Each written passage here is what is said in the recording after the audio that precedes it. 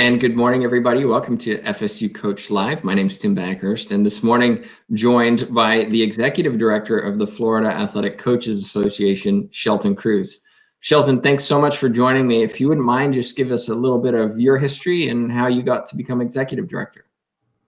I'm finishing up my 10th year as Executive Director. Before that, I was a high school teacher and coach for 29 years, with the majority of that being spent right here in Leon County.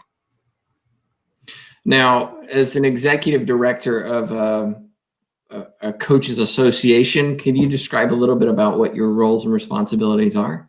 Well, there's one thing I'm most proud of, and that's we were founded in 1936, so I guess that's 84 years. I'm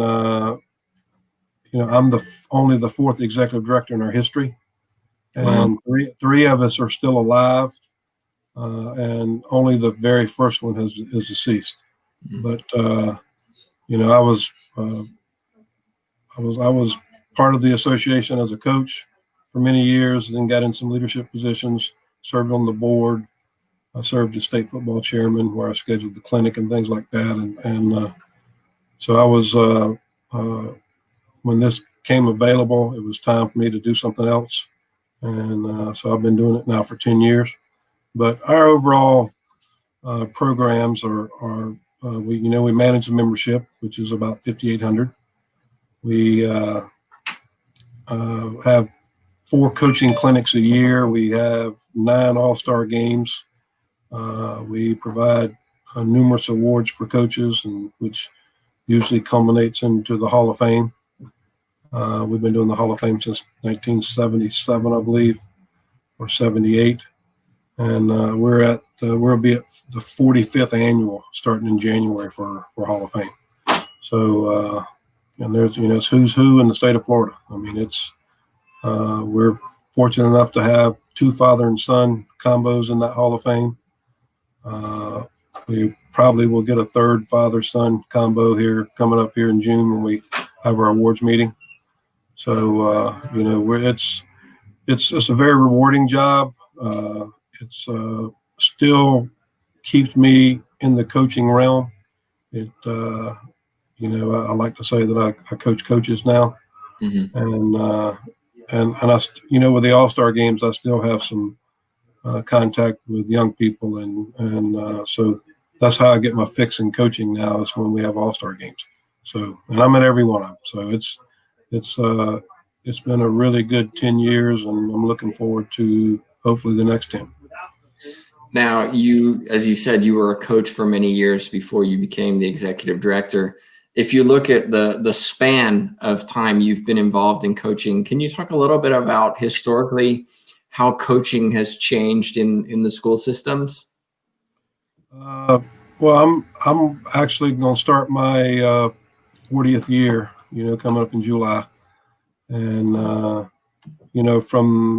I think the biggest adjustment we've had to make is, you have transactional coaches and transformational coaches. Growing up, I was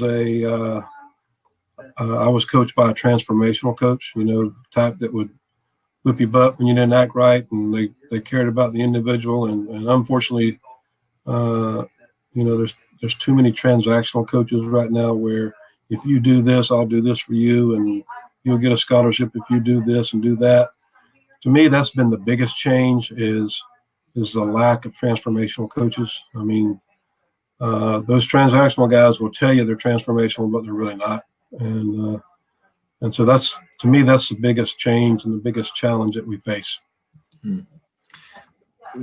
When you and I first met, one of the things that you talked about was running your clinics and training for coaches. And you mentioned how a lot of it has become focused on rules and regulations rather than on the development of the coach.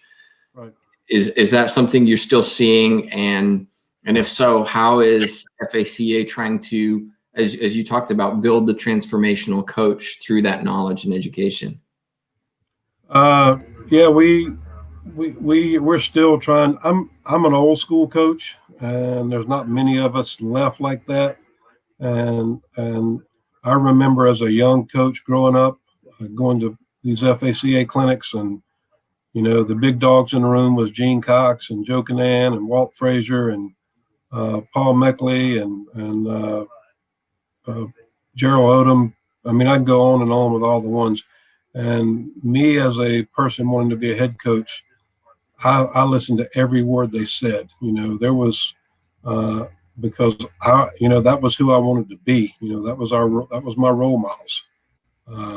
So we're trying to we started something 2 years ago with a championship coaches panel. Okay. And that has been unbelievable. We brought in some of the older coaches to come in and answer some preset questions. We have a moderator, and then we open it up for questions at the end, and they tell stories. They're just glad to be back a part of it and be involved in it. And it's really been something that has grown with us, especially from the football side, and even some of our other sports are doing a few more roundtables with highly successful coaches. And that's kind of what we're trying to gear it towards, is if you can get those successful coaches in there and the young coaches have somebody to look to and emulate and ask the questions, because generally at a coaching's clinic, nobody's keeping secrets. I mean, I don't know why they would.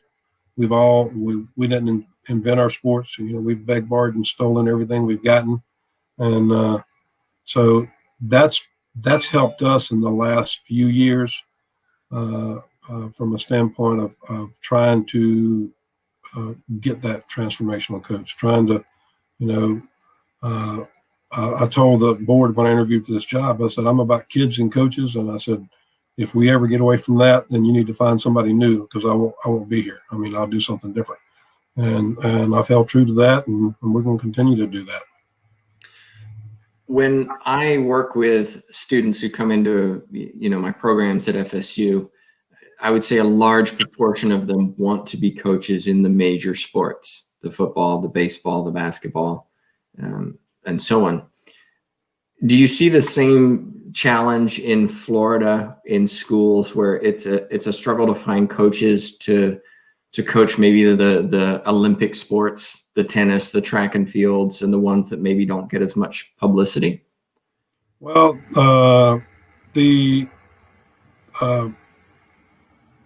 if you're going to make a career out of coaching, you need to coach another sport, because you want that extra money. I mean, it's not a whole lot, but it's better than nothing.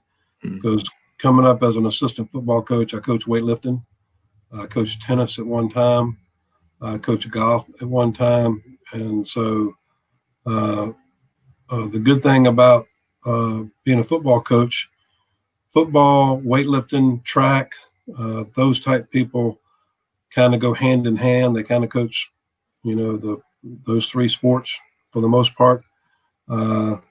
You're finding more and more that baseball coaches are starting to coach a little cross country, because they want their players to run cross country and be in tip top shape when baseball season starts.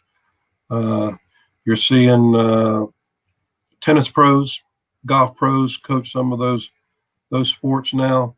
There's still some old time teacher golf coaches, teacher tennis coaches are still out there that do a good job too. But you're starting to see that now, because if you're an athletic director and you can hire the local golf pro as your golf coach, you feel pretty good, because for one, it gives your program some credibility, and that if he's a golf pro or she's a golf pro, they do know how to coach the sport, and they're going to give them everything they got with it. So the problem with that is sometimes they're short on the paperwork side of it, and you got to put somebody there maybe to help them, or somebody to kind of oversee them and help them with that side of it. But that's kind of what we're seeing. There is a shortage. I mean, you do have a hard time hiring coaches sometimes, and sometimes you have to take what you can get. And that's where we should come in, and these athletic directors encourage these coaches to attend these clinics and meet other coaches and network and see how they're doing things. And even in our clinics, a lot of our coaches want to hear from high school coaches. They like the big name college coach, the Mike Norvells, Nick Sabans, and all that type stuff. But they want to hear from a high school coach, because that high school coach is doing the same thing they're doing.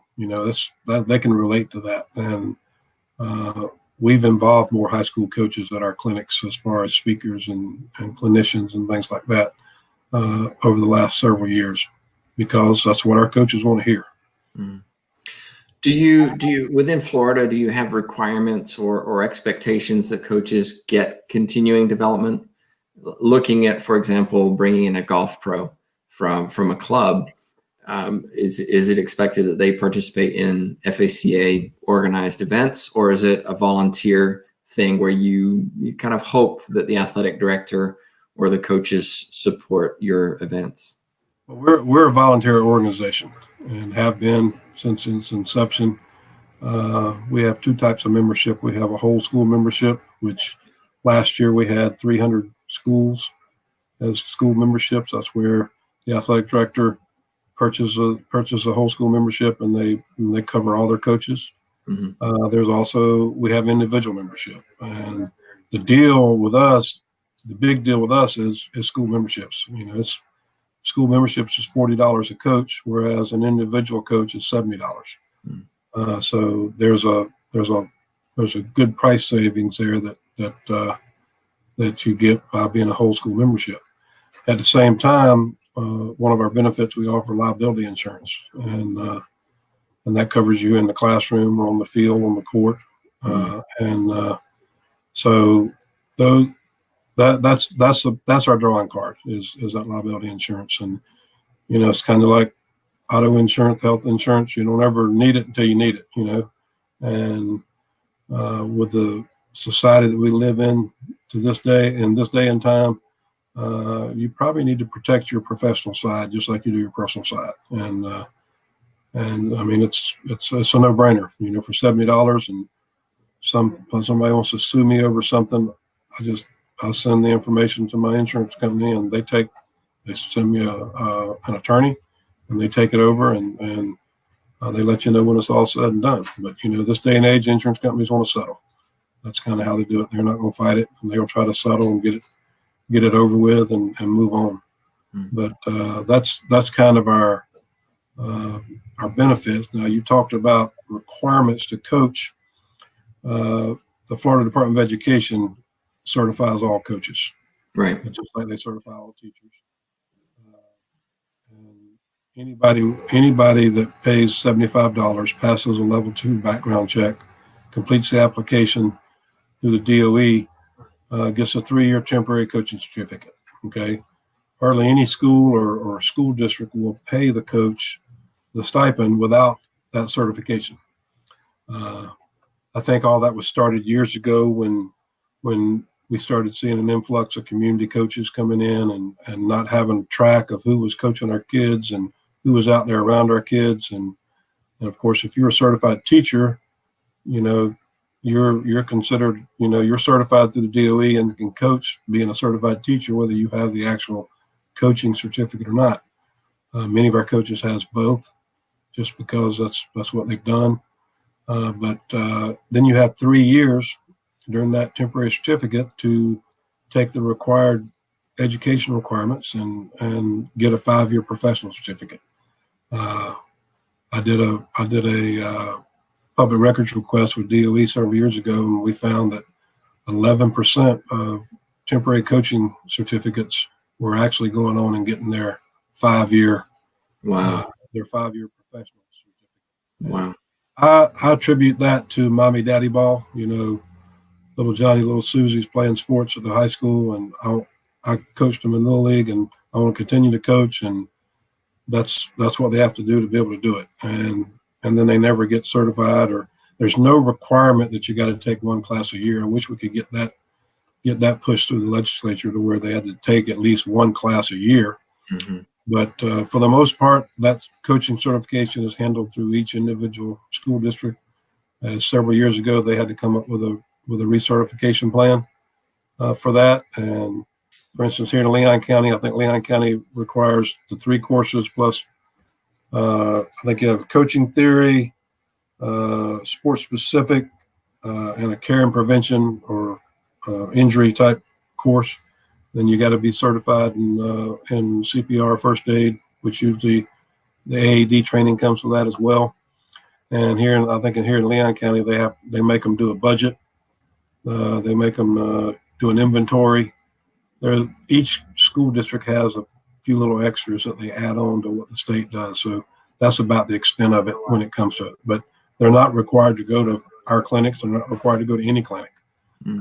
But a lot of the school districts do give in-service points to the teacher coaches that attend our clinics, and so we do provide the information for that, and they take the form back. We attest that they attended, and then they take the form back to their county and follow through as their set guidelines in their specific county or school district or school, and they get awarded in-service points. And a teacher can get recertified, I think, for 120 in-service points or 6 college credit hours. So, and it generally has to be in the program of study, or I think there's some catch-all ones like computers or English speakers of other languages, reading type stuff. A lot of those are catch-alls that applies to most any certification. So that's about it as far as education. I mean, to me it's pretty slack, and it's one of those things. If you don't, it's like when I was growing up, we had to pay deposits for Coke bottles. Might pay a nickel or a dime. You're investing something in it, so you expect something back. Well, there's no investment required, so you don't expect nothing back. If you don't put anything in it, you're not going to get anything back. And lots of times something that's free really has no value. So we got to do something that puts a value on it of some sort. As executive director, you kind of know what's going on in Florida, and you know what's going on with coaches in Florida. Are there any particular topics or challenges that coaches are facing right now beyond obviously the coronavirus? But if you look before then, what are some of the challenges that coaches are facing right now in schools in Florida? Well, of course, right now, all they're talking about is return to play. Right. I mean, that's the main thing. Other than that, some coaches are concerned that they don't get the support they need at the administrative level. You mean financially or in other ways? Just general support. If a parent raises Cain about something, then many times that administrator takes the parent's side over the coach's side, so you don't get support. They don't stand behind them like you need to sometimes. And then again, you got coaches out there that create those situations too. So I guess it goes both ways. But that's one. There's been very little coaching supplement raises in the state. So they're not. A lot of them are making the same amount of money they made 10 years ago to coach, and they're putting in more time. Coaching now has turned in. It used to be a seasonal thing. Now it's turned into a year-round. Almost every sport's a year-round sport now, in some aspect, because you take baseball, soccer, and softball. When it's not your sports season at the high school level, they're all playing travel or club or something like that, and so you're forced to keep up with all that and be a part of it, or you get left behind. So those are some of the issues. But I think the biggest thing is they don't get the support from their administration that they need to.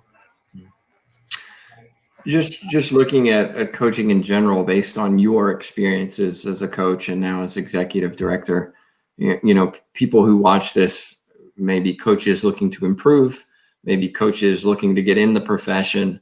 What kind of advice would you have for them based on what you've learned and know? There's several things. First of all, if you're coaching and you're not kid-centered, then you need to get out of the business, because at the end of the day, it's about the kids. Okay. that, I mean, there's no, it's not about you. It's not about you it's about the kids. And too many times coaches will put themselves ahead of kids. It's more important that they get the credit as opposed to the kids. The other thing would be stop trying to build a team, build a program. The lifespan of a team is 1 year.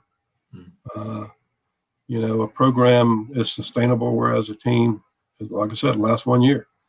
Build a program and make sure all your decisions are centered around what's best for the program, not best for the team, not best for the individual, not best for you as a coach.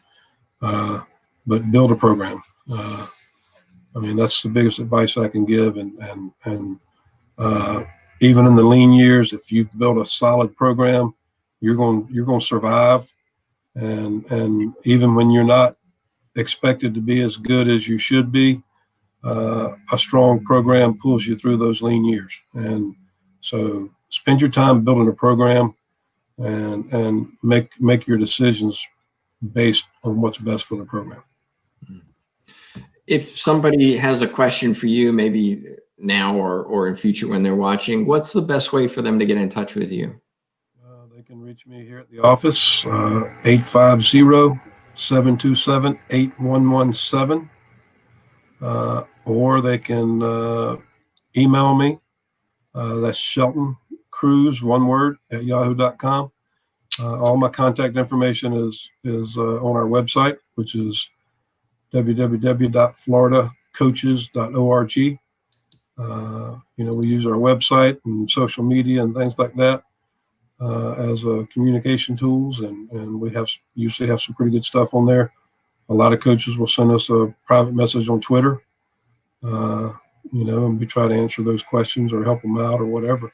But I get calls pretty regular, and we're here. We're a resource. We want to be a resource. We want to help you solve your problems as we can.